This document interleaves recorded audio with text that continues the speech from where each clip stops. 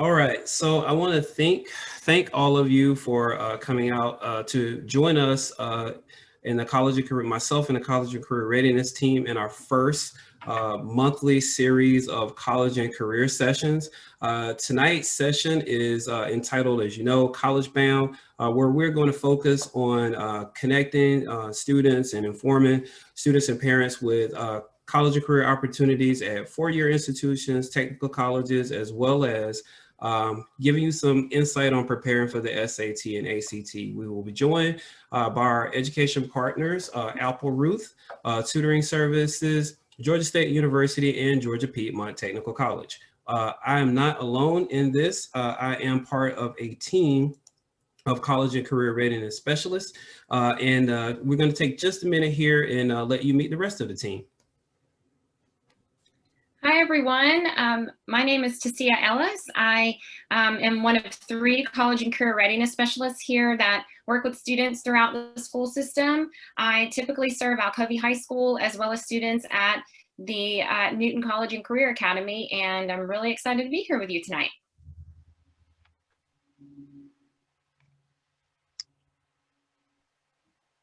Hey guys, I'm Alicia Walker and I'm a college and career readiness specialist. I typically work with Eastside students as well as Newton College and Career Academy. Awesome. Thanks so much. And of course, my name is Stephen Woodall. I am part of the team with Ms. Ellis and Ms. Walker, and I primarily serve as the liaison for Newton High School students, along with students at the College and Career Academy. And we're super, super excited to have you join us for our first session of this school year that's very different. And this session is designed to help you address some of your questions and concerns as it relates to COVID-19 and helping your students prepare for their college and career aspirations after high school and what that looks like in the age of COVID. We, however, want to encourage you to please follow our social media pages. We have pages on Instagram and Twitter. Those are designed to give you notifications not only about our events, but just general tips as it relates to college and career readiness. We post on a regular basis, so don't think that your inbox is going to get overflooded with notifications. We do it only when there's something of value to you. So I strongly encourage you, please follow our social media pages because you can get a lot of insight on not just the events that are going on throughout the district, but also just some regular tips and insight on things that can help you prepare for college and career, no matter what grade level you are.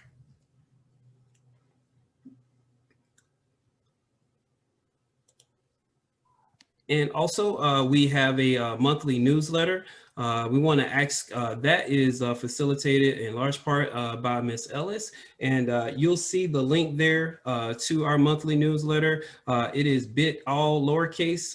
It is case sensitive. It is bit.ly /collegebound21. You can check out our October edition. The College Career Readiness newsletter is full of information that gives a district-wide perspective, giving you insight on everything from scholarships, highlighting students in various activities throughout the district. So we encourage you, please, please, please, please take some time to take a look at our monthly newsletter.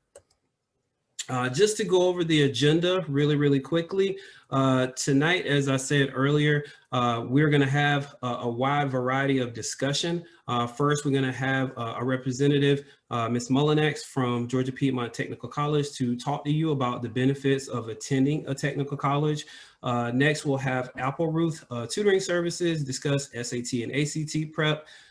And finally, we will have our partners at Georgia State University, Ms. Denise Rickster, will talk to you about applying to a four-year college and university, especially in this time of COVID-19, and answer any questions that you have at the end. Of course, you may have questions throughout the session. We want to ask that you reserve them to the end because our panelists will take the opportunity at the end to answer any question that you have. So thanks. That's it for all of our introductions and updates.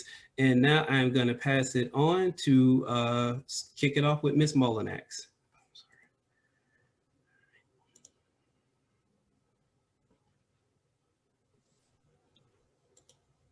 Good evening, everyone. Is there a way for me to share my Yes, screen? yes. I do have a slide. Okay. Yes, you can just go ahead and hit share. Okay.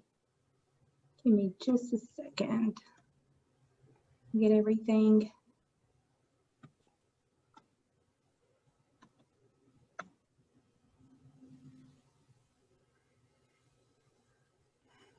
Technical difficulties over here. I apologize. Give me just a second. No worries.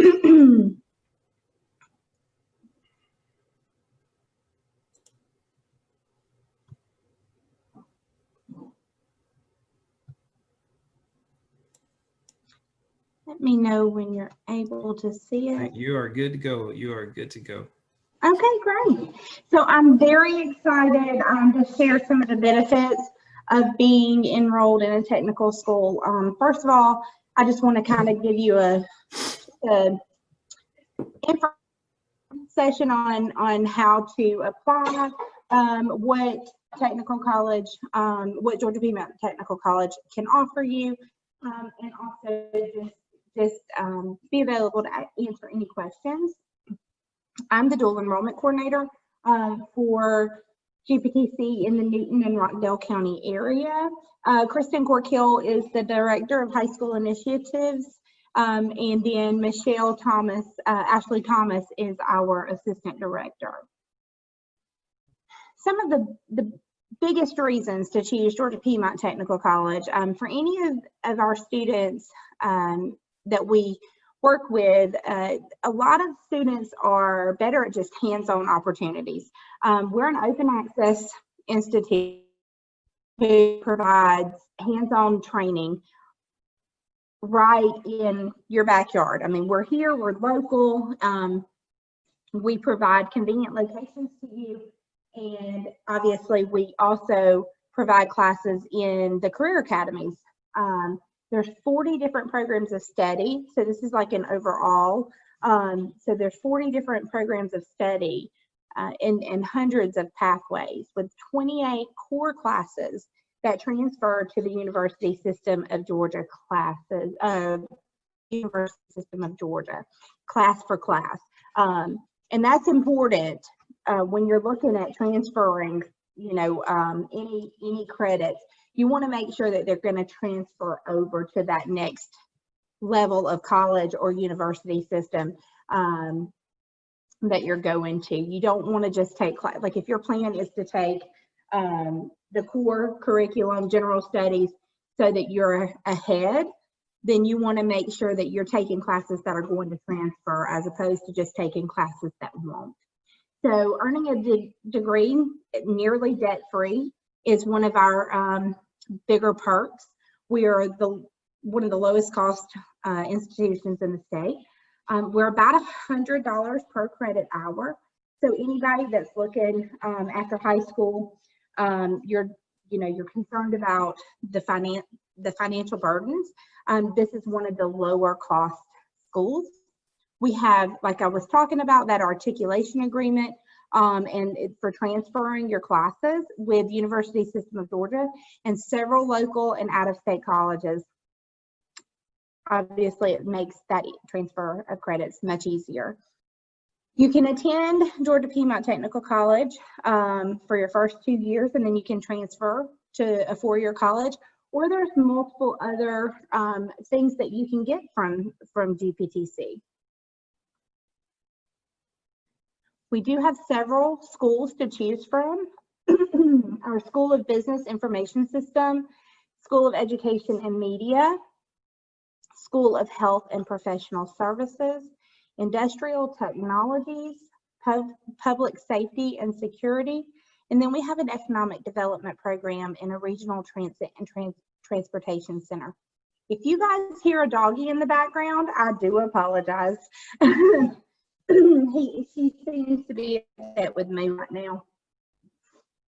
Those program tracks that I was talking about, so we do have several. Technical Certificate of Credit, we've got a diploma track, and then that associate, applied associate's degree. The Technical Certificate of Credit, you go straight in, You take the classes, and then you already have the skill to go straight into the workforce. A lot of times, welders start out with, you know, those first 3 classes that will give them the arc welding certificate. They get a job, and then they can further their education. Come back, get the diploma, or even go further and get maybe even a business degree so that they can turn that into their own business. The diploma level are programs that take a little more time than that certificate program, but obviously less time than the associate's level. Excuse me. It can be completed within 1 to 2 years, and it's just a little more in depth than the certificate of credit. The certificate of credit is get in, get out, have your certificate, and you can go straight to work. A diploma takes a little bit longer, but you've gained more information in your program of study than you would normally in that technical certificate of credit. And then the associate's degree, we do have applied associate's degree on the technical level, and it's a 2-year program. It can be applied towards a 4-year bachelor's degree, or it can stand on its own.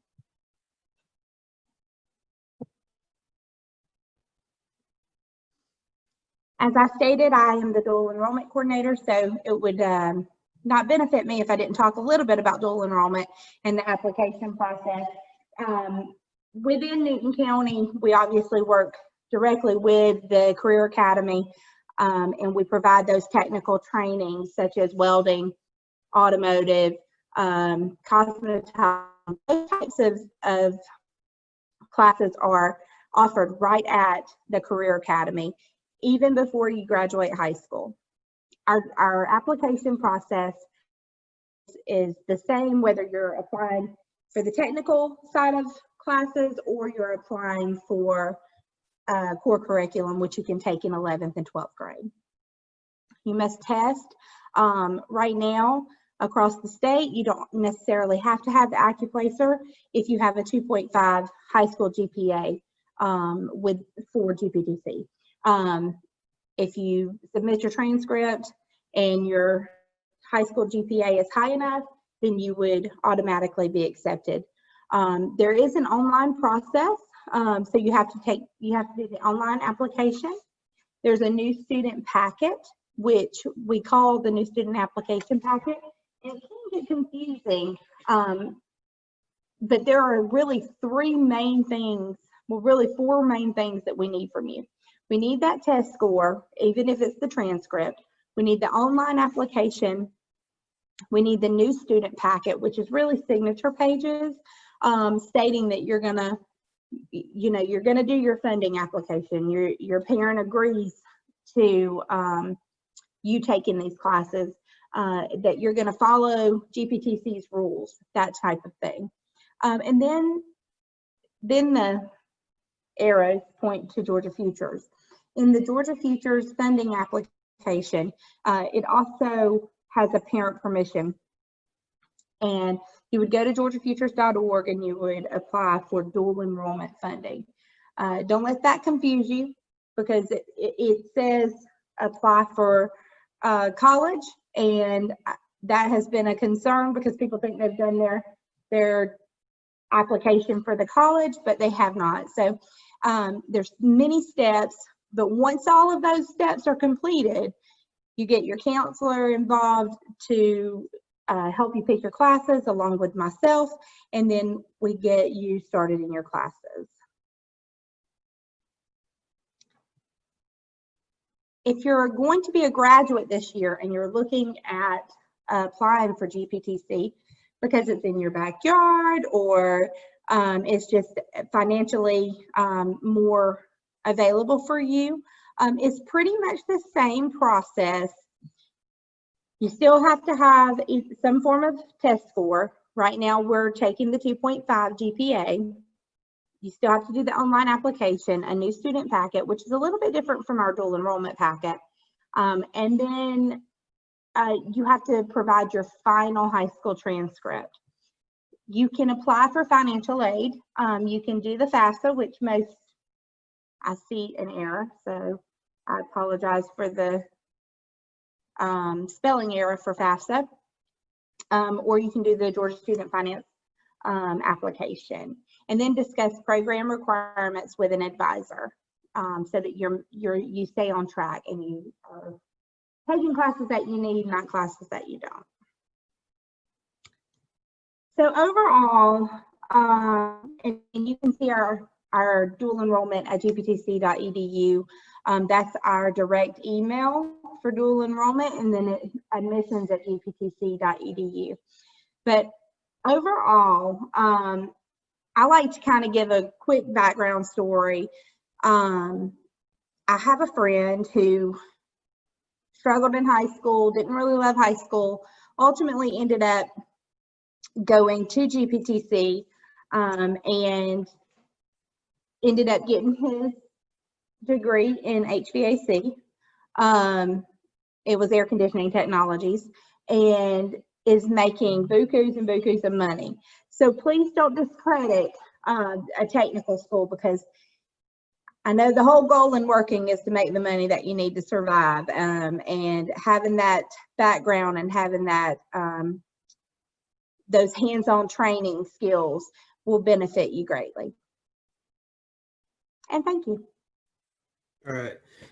Thank you, Amanda. I really appreciate that. Thank you so much. And next, we're going to welcome Catherine, and she's going to share some insight for you, all of you students, no matter what grade level you are. I know you have a lot of questions and thoughts about the SAT and ACT and how to prepare for it, and how do I test, and when do I test, and where can I test. So we're going to invite Catherine from Apple Root Tutoring Services to give us some insight. Well, hello, I am so glad to be here, and thank you all for welcoming me. Apple Root is, we're an Atlanta-based tutoring company, and we like to go out to schools and counties and talk to them about testing and whether you need to test, whether you don't need to test, how all that works. And I've got a couple of slides for you, so I am going to share. Here we go. And dive right into the presentation.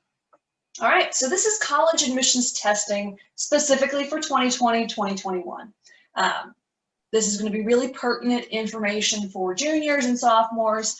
Seniors, you probably don't have to worry about this at this point in the year. Colleges are still taking applications. The bulk of them are going to be test optional this year, though. We'll talk about that. All right, how does testing fit into the college admissions process? And for the purposes of this presentation, we're talking about the SAT and the ACT. So AccuPlacer and other things like that are really great for your technical schools, but for four-year colleges, the SAT and ACT are still your standard tests. All right, but the big question is, what about COVID? I think that's the big question in every aspect of our lives right now, isn't it? But what about COVID? And here's what has happened in the midst of COVID-19. It's been very difficult for students to test, because when you take the test, the SAT or the ACT, you're getting together with a bunch of your close friends in a cafeteria. So the bulk of the tests, the testing dates from March until about September were just straight up canceled.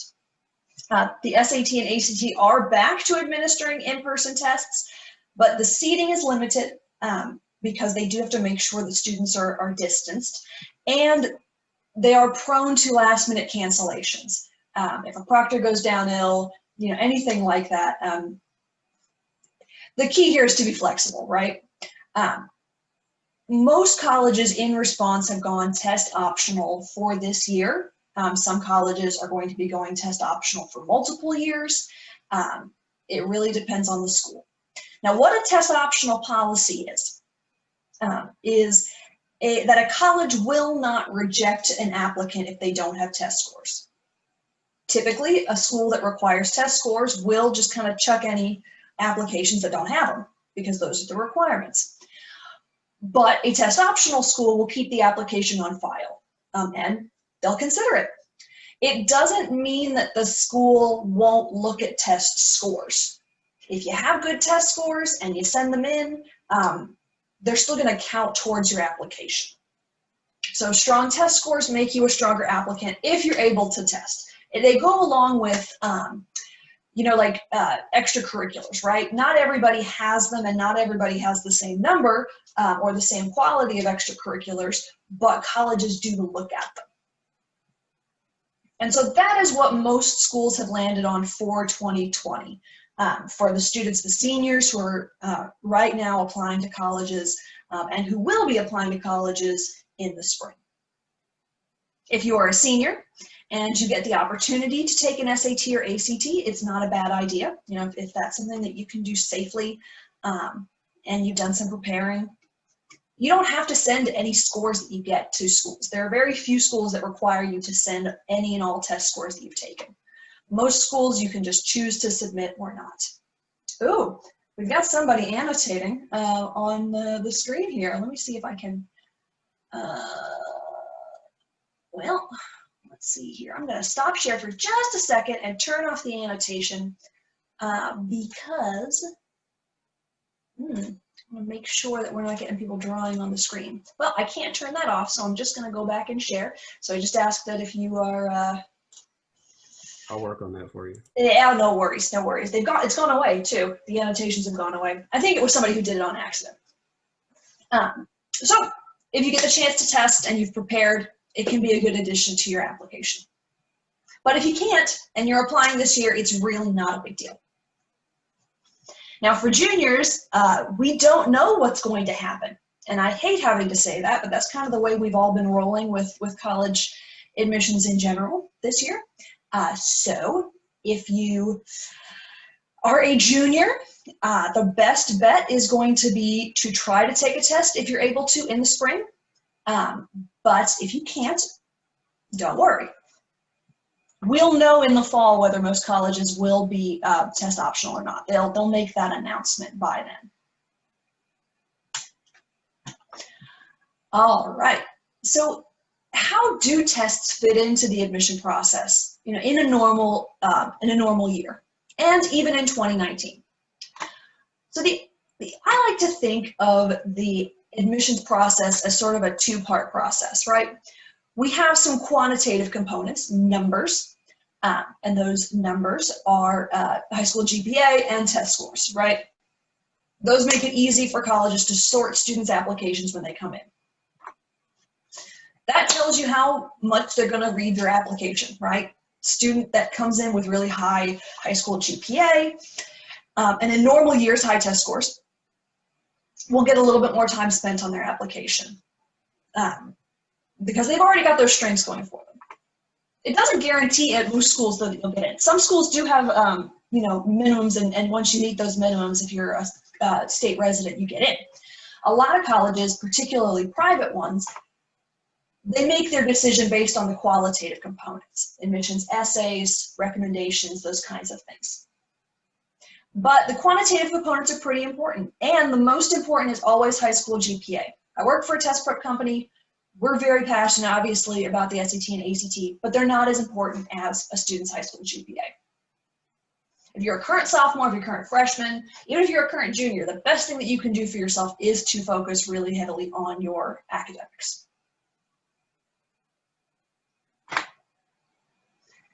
All right, so that's the sort of the twofold process of the admissions process as a whole. Now, what about those tests? I've got a few slides just about the basics of the two tests. There are more differences than we're able to get into, but I think this sort of sums it up nicely. First of all, colleges don't prefer one or the other. They used to. There were certain schools that preferred one, certain schools prefer the other. That is not the case anymore. If you are planning on testing, the SAT and the ACT are equal. And structurally, they're almost identical. They both have a reading section. They both have a grammar section. They call them different things, but they both have them. They have math. The SAT has 2 math sections. The ACT has 1. And there is a standalone science section on the ACT, which is the biggest difference. They both clock in at about 3 hours. They both have an optional essay. Very few schools require the optional essay. But both tests, I mean, they're standardized, right? They are closer than they have ever been in terms of assessing student skills.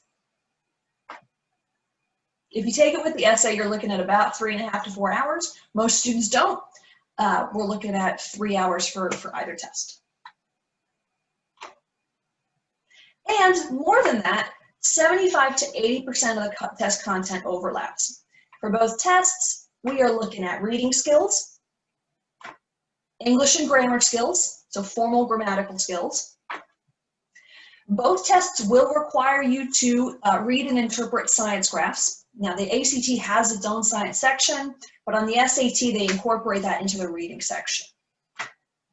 And both test algebra, statistics, and some geometry in the math sections.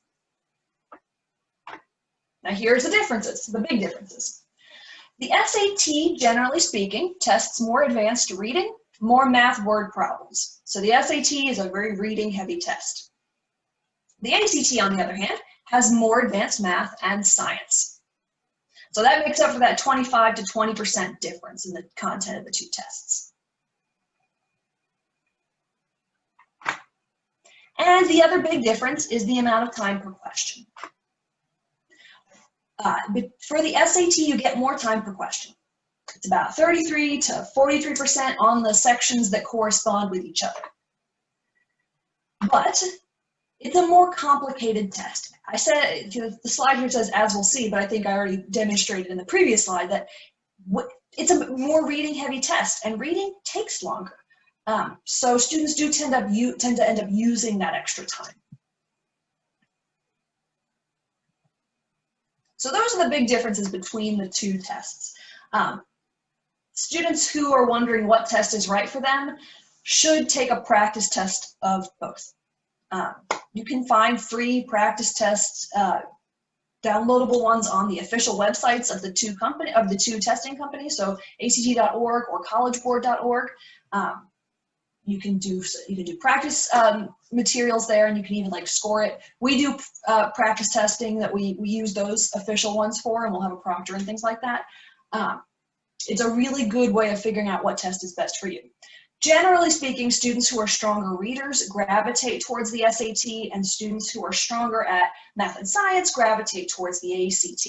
But it's not 100%, that's not a prediction that you can make. When you are sitting down to prepare, if you have decided that testing is something for you, and you figured out which test you need to take, then you need to figure out your goals.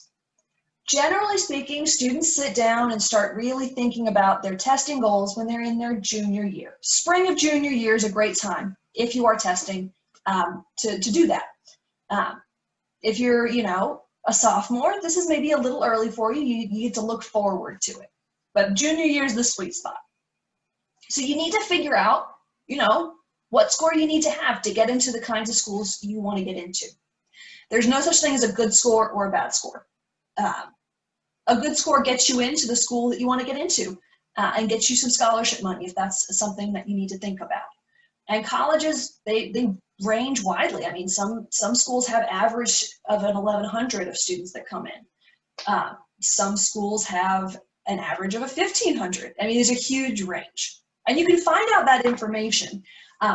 If you're an Apple Root student, we have our own college tool, but anybody can use the College Board's website. The College Board has something called their Big Futures, their college comparison tool. And so you can enter in any school that you're interested in, and they'll give you SAT mid-range test scores and ACT ones. They'll give you more detail on the SAT because that's their test, but you can find information on any school that you're interested in, and you can find what the average student has when they get accepted. You want to make sure you're aiming for that average score. That's, most students who get in are in the middle 50%. So that makes you competitive. The bottom quartile of admits may not be straight academic admits. They may be athletes, or they may be legacy students who have non-academic reasons that their test scores might not be in that middle 50. Once you figured out what score you need to get, and hopefully you figured out what score you have already because you took a practice test, then you can plan to do your testing. We recommend that you plan for 3 separate testings of the same test, if it is possible. This is particularly important in the midst of COVID because test cancellations can happen at the last minute. So if you're planning on testing, it's a good idea to plan for 3 separate dates. There's other reasons why this is important. Colleges that superscore will allow you to take multiple tests, and they will take the highest section scores and make a bulk score that's higher than anything you got in one sitting. Students gain confidence over time. And if there's any specific test difficulty, scoring fluctuation, or test center cancellation, if you've planned for multiple test dates, you're not going to get stressed about it. You may not need all 3 to get your goals, but it's a good idea to plan ahead. And if you start planning like spring of your junior year, you'll have time to do that. It also allows you to set incremental goals if you are working with a tutor. All right, so our recommendation is to plan for 3 and then stop once you reach your goal, which again is going to be different for every student. And the final little piece of information as I'm running towards the end of my time here is that practice testing is important. You really need to. We call them mock tests, other people call them practice tests.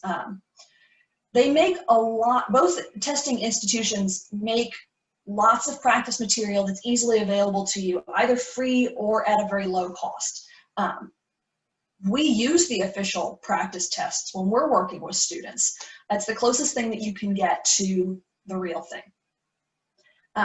So it's really important to make sure you're practicing, and not just practicing, timing yourself. Practice tests can tell you a lot about time management, mental fatigue, and also any areas of content that you're not quite perfect on, that you're struggling with. So practicing in testing conditions, it's the basis of any good practice, right? When you're practicing on the football field, you're trying to simulate game day, the game day situation as much as possible. And the same thing goes for the SAT or ACT, if that's something that you're planning on doing. All right, so the takeaways here, big takeaways here are, first of all, don't worry, don't stress too much if you're not able to access a testing site, especially if you're a senior. Most schools have gone test optional in the wake of COVID-19. If you're a junior, be aware that you may have to be flexible with your testing. And we will know more throughout the spring semester. But if you are planning on testing, it doesn't matter which test you choose on the college side, so you might as well pick the test that's best for you and take the time that you need to prepare for it and do a good job. All right, we have social media and we'd love you to connect with us. We'll keep you up to date on what's happening in testing. We do offer a variety of services, and I have got a link that I'll put in the chat to a Google form. So if you'd like the slides, or if you're interested in any of our other events or opportunities we're doing, we'd be happy to hear from you. But I'll put a link to that in the chat. All right, so that's all I've got. I'm gonna stop my share and hand that back over to you. All right, thank you so much, Catherine. That was a wealth of good and useful information. Again, testing, I know it's on the hearts and minds of a lot of seniors and a lot of juniors at this current time. And it was our goal, one of our objectives is to make sure that you had the most current, most accurate information so that you can plan accordingly with respect to what your college plans are. So thank you, Catherine, for providing that information. So next, we're gonna have our final presenter before we open the floor to questions from our audience here. And I'm going to ask Miss Denise Richter from Georgia State University to join us. Good evening, everyone. Are you seeing my screen? Yes, we see you. You're good to go.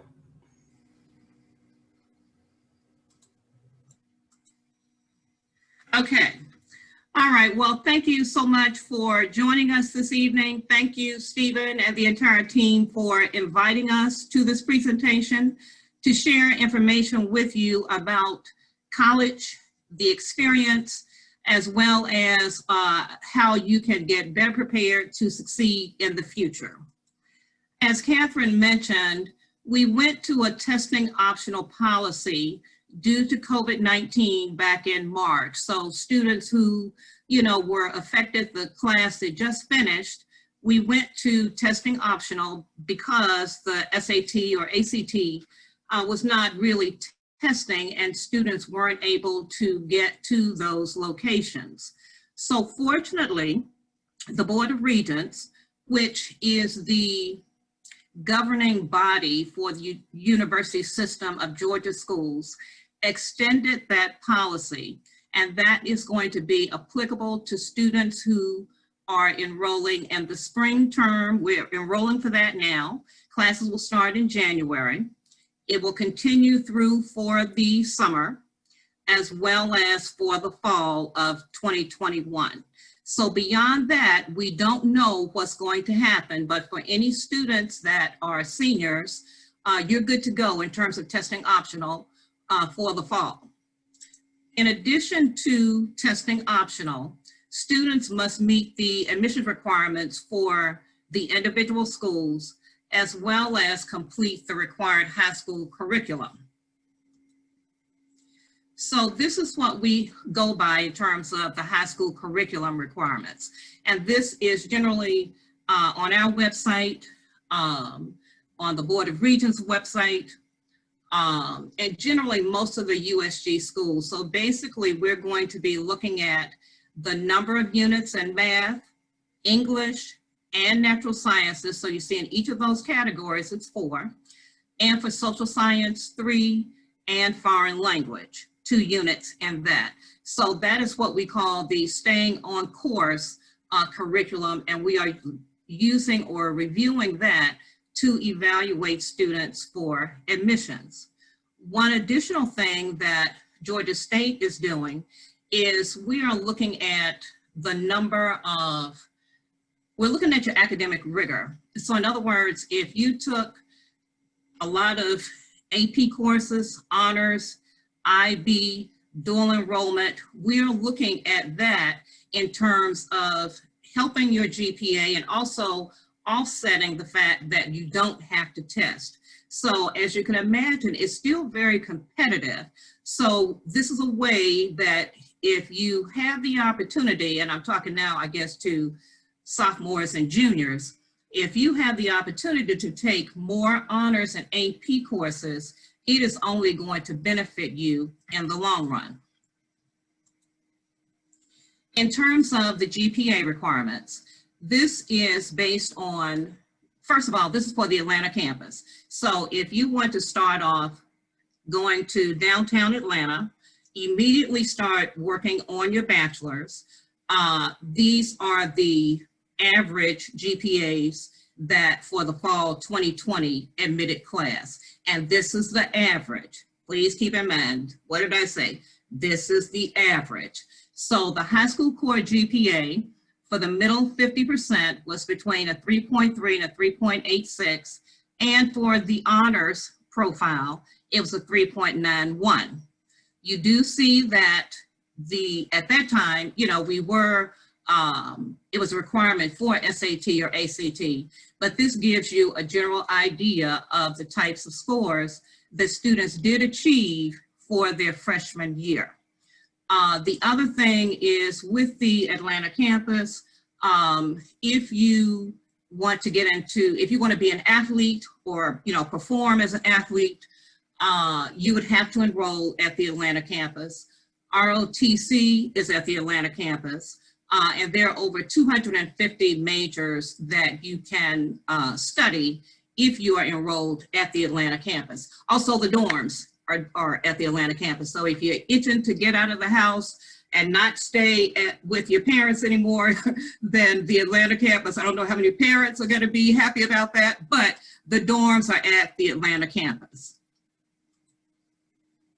In terms of applying for the Atlanta campus, you're going to use the Common app, and you will select Georgia State. The application is currently open. We're on a rolling admissions guideline, so that means we're constantly accepting students. However, it's important to apply early because for December 8th is the honors and scholarship deadline for the Atlanta campus.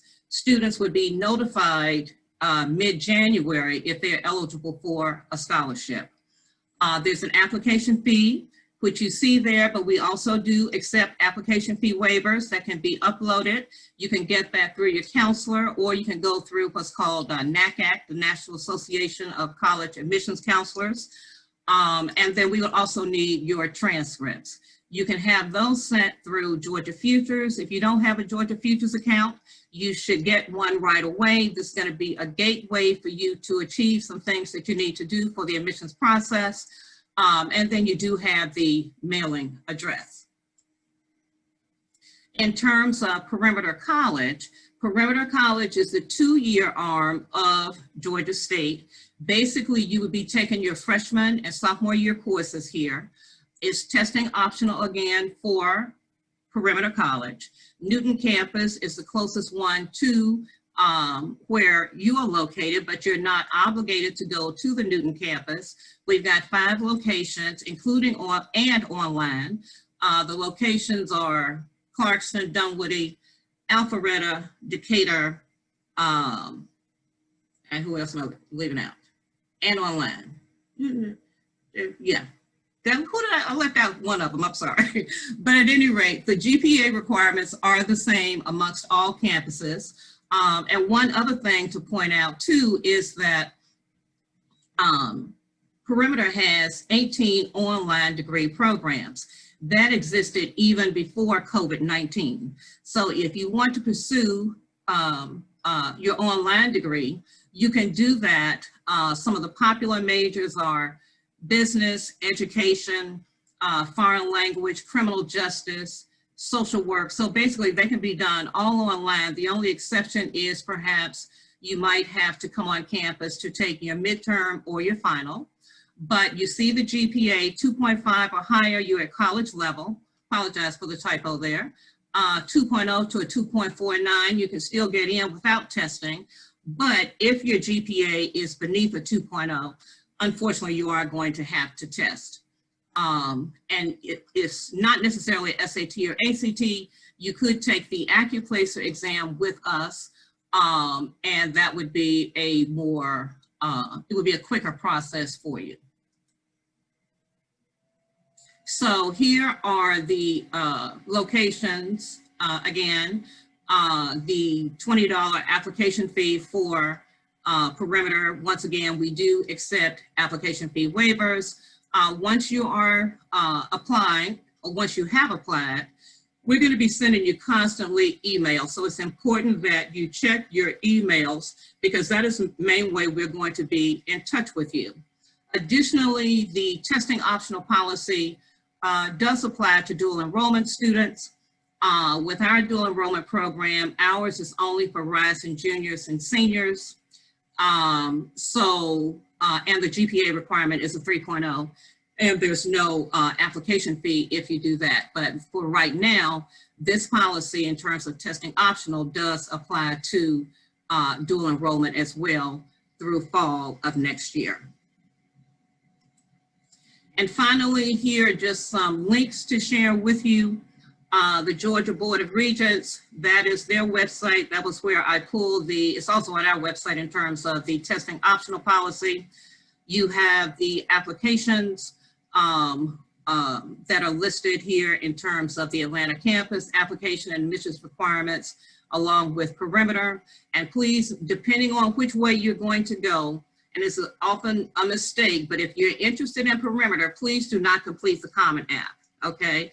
And vice versa. If you want the Atlanta campus, do not do Perimeter because they're 2 separate application processes. If you'd like to visit us virtually or schedule an appointment with an admissions counselor, you can do so at that link. We have admissions appointments throughout the day, pretty much every day, Monday through Fridays. A listing of majors can be found on the website.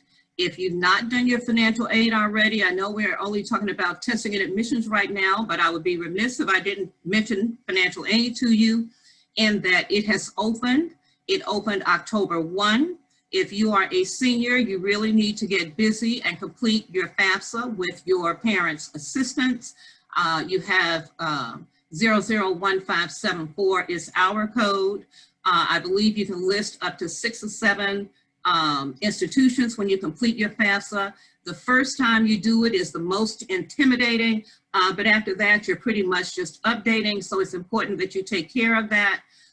There are also some scholarship resources that I have shared with you. The link for that, we've got over 100 scholarships that are on the website that you can pursue, and those are just for freshmen. And for transcripts, you can have those submitted to us using your georgiafutures.org account. So that's all I have at this moment. And thank you for allowing me to share this opportunity with you. And I will turn it back over to Mr. Woodall.